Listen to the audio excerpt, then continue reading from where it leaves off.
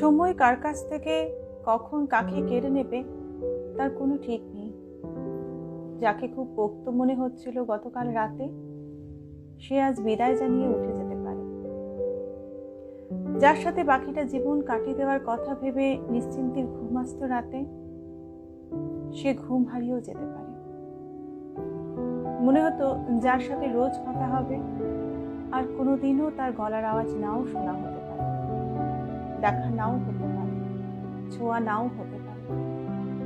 যাকে প্রতিবার জন্মদিনে প্রথম উইশ করা হতো, তাকে আর কোনোদিন শুভ জন্মদিন নাও করা হতে পারে।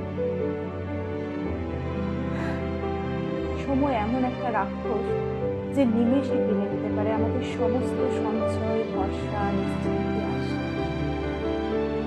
এরই মাঝে যে সমস্ত মানুষ তার প্রাণের মানুষটাকে সময়ের স্রোতে হারিয়ে দেবার পরেও আগলে রেখে দেয়, ঠিক সেইভাবে যেভাবে রাধা রেখে দিয়েছিল কৃষ্ণকে। দুঃখ কেবল তাদেরই, শুধুমাত্র দুঃখ তাদেরই।